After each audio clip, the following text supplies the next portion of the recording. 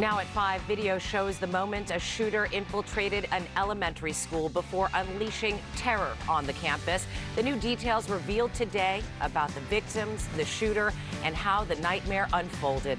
A homicide investigation is unfolding in Woodland Hills after a body is found inside a burning van.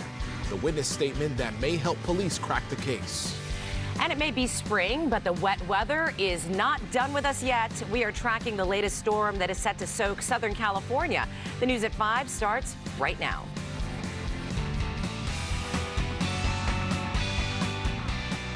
Good evening. You're watching the KTLA News at 5. I'm Cher Calvin. And I'm Pedro Rivera. Thank you for joining us. Our big story tonight, new body camera video shows officers searching for the shooter who killed 6 people at a Nashville elementary school. And tonight, police say that killer bought 7 guns legally, including the 3 used in the rampage. KTLA 5 Sandra Mitchell is here with what we are learning tonight. Sandy. Pedro, I can tell you that police now releasing some new details from the shooter's manifesto that was left behind, including that Audrey Hale might have been planning a mass shooting at a nearby shopping mall after leaving the school. Police also say they did not know about the 28-year-old before the shooting, but Hale's parents were so concerned about Hale, they did not want Hale to have any guns. Dressed in camouflage pants and a black vest, armed with 2 rifles and a pistol, Nashville police say it is clear Audrey Hale came to the elementary school to kill. We've determined that Audrey bought 7 firearms from 5 different local gun stores here legally. Police say they had no prior contact with Hale before yesterday's mass shooting, but Hale left behind a manifesto detailing the plans. Talks about the school. There was a map of the school, a drawing of how potentially she would enter and the assaults that would take place. Hale still lived at home. The parents say the 28-year-old who identified as transgender was being treated for an emotional disorder. The parents felt that she should not own weapons. They were under the impression that when she sold the one weapon that she did not own anymore.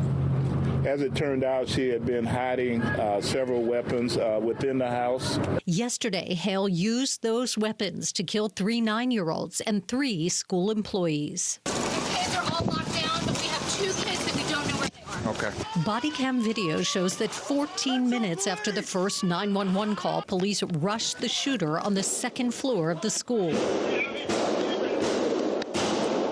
Officers Rex Engelbert and Michael Collazo killed the shooter. President Biden says he has spoken to those 2 hero officers and could be planning a trip to Nashville. What in God's name are we doing? As a nation, we owe these families more than our prayers. We owe them action.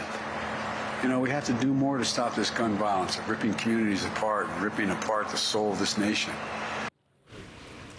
Earlier, there was a prayer vigil for the victims and their families at the cathedral. Police say they still do not have a clear motive for this shooting.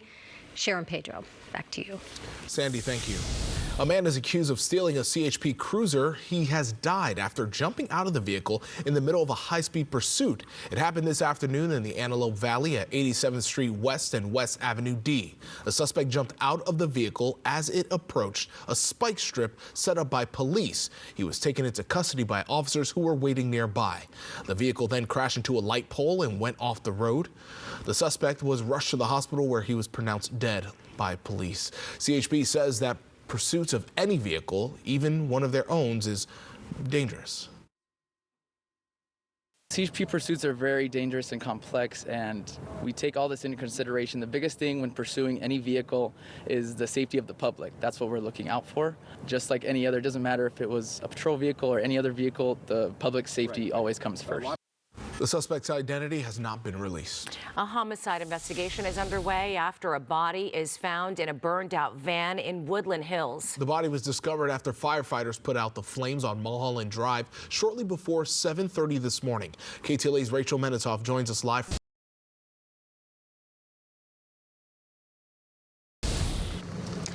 Pedro and Cher, police wrapped up the initial part of their investigation. Everything unfolded along this dirt road here, where it's not uncommon to see people walking their dogs, going dirt biking, but not too many cars up here. And neighbors tell us that a crime scene was the last thing they expected to see here.